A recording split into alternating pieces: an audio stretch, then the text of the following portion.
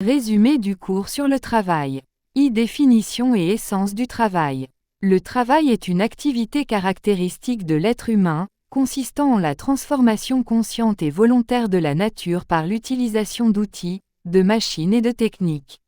Étymologiquement, le terme « travail » dérive de « tripalium », un instrument de torture, ce qui souligne l'aspect pénible associé historiquement à cette activité. La tradition judéo-chrétienne perçoit le travail comme une conséquence du péché originel, condamnant l'homme à une vie de labeur pour subvenir à ses besoins. Karl Marx, dans Le Capital, différencie le travail humain de l'activité animale en insistant sur la conscience et la volonté impliquées. Les animaux construisent leurs abris par instinct, sans planification préalable. En revanche, l'homme conçoit mentalement son œuvre avant de la réaliser. Marx illustre cette idée en déclarant « Ce qui distingue dès l'abord le plus mauvais architecte de l'abeille la plus experte, c'est qu'il construit la cellule dans sa tête avant de la construire dans la ruche. » Marx, Le Capital. Le travail implique donc un projet et une planification consciente, permettant à l'homme de transformer la nature tout en développant ses propres facultés créatives et intellectuelles. 2. Le travail comme valeur. Le travail est valorisé pour plusieurs raisons fondamentales. 1. Donner du sens à l'existence. Le travail permet à l'individu de se réaliser et de trouver une signification à sa vie, en contribuant à quelque chose de plus grand que lui. 2. Assurer l'autonomie. Par le travail, l'homme peut subvenir à ses besoins et assurer son indépendance économique, évitant ainsi la dépendance envers autrui. 3. Conférer un rôle social. Le travail intègre l'individu dans la société, lui attribuant un statut et une reconnaissance sociale.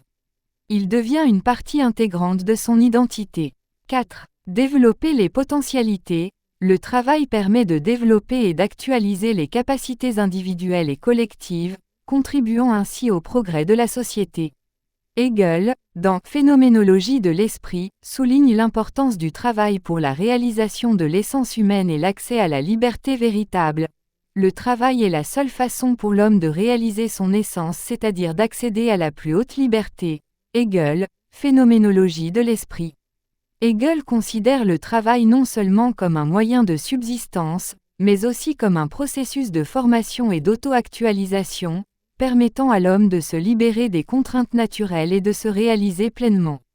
3. Travail aliéné et exploitation. Karl Marx introduit le concept de « travail aliéné » pour décrire les conditions de travail dans lesquelles l'homme ne se reconnaît plus dans son activité.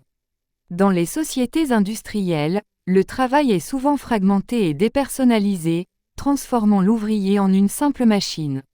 L'ouvrier devient étranger au produit de son travail, ne voyant pas le résultat de ses efforts. Marx décrit cette situation dans « Le Capital », on fuit le travail comme la peste. L'ouvrier n'a le sentiment d'être soi qu'en dehors du travail. Marx, ébauche d'une critique de l'économie politique. Le machinisme et le taylorisme, en rationalisant et en standardisant le travail, accentuent cette aliénation. Les travailleurs sont réduits à des tâches simples et répétitives, perdant ainsi tout sentiment d'accomplissement et de reconnaissance dans leur travail. Simone Weil, dans La condition ouvrière, décrit cette déshumanisation du travail, où les ouvriers perdent tout contrôle sur le processus de production et sont réduits à des tâches répétitives et déqualifiées. L'aliénation du travail conduit à une situation où l'ouvrier ne se reconnaît plus dans le produit de son travail et où le travail devient une activité vide de sens. Marx critique cette déshumanisation et propose une réorganisation du travail permettant aux ouvriers de retrouver leur dignité et leur humanité. 4. Le travail comme contrainte. Le travail est souvent perçu comme une contrainte pour plusieurs raisons. 1. Naturel. La nécessité de travailler pour survivre et subvenir à ses besoins élémentaires. Cette contrainte est inhérente à la condition humaine. 2. Sociale. L'obligation de travailler pour obtenir des biens et des services ainsi que pour maintenir une certaine position sociale. Le travail devient une condition pour être accepté et reconnu dans la société. 3. Religieuse. Dans la tradition judéo-chrétienne, le travail est considéré comme une malédiction divine, une punition pour le péché originel. Cette vision influence encore la perception du travail comme une activité pénible et inévitable. Malgré la pénibilité du travail, certains métiers peuvent être passionnants, mais ils comportent toujours une part de contrainte. Le travail est souvent vu comme une obligation plutôt qu'un plaisir intrinsèque. Même les activités les plus gratifiantes peuvent devenir répétitives et épuisantes, soulignant ainsi l'aspect contraignant du travail. V. Le travail comme libération.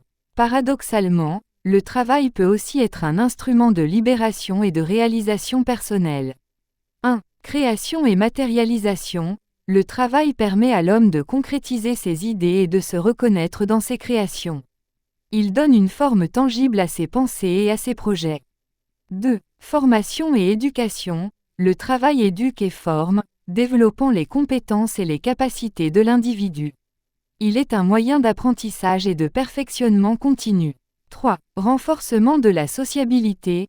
Les échanges économiques et les relations de travail favorisent la coopération et la paix sociale. Le travail crée des liens entre les individus et renforce la solidarité.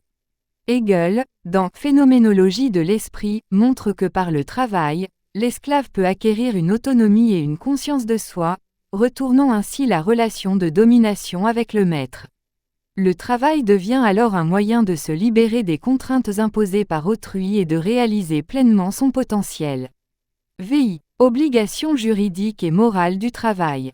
Le travail est reconnu comme un droit fondamental dans la Déclaration universelle des droits de l'homme de 1948, qui stipule que chaque personne a droit au travail et à une rémunération équitable. Toute personne a droit au travail, au libre choix de son travail, à des conditions équitables et satisfaisantes de travail et à la protection contre le chômage. Articles 23 et 25. Le travail, bien qu'il soit une contrainte, est aussi un moyen de réalisation personnelle et sociale, ancré dans le cadre juridique et moral des sociétés modernes.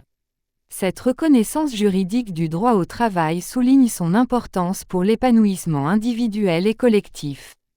Elle impose également une obligation morale aux sociétés de garantir des conditions de travail justes et équitables, respectant la dignité humaine et offrant des opportunités de développement personnel.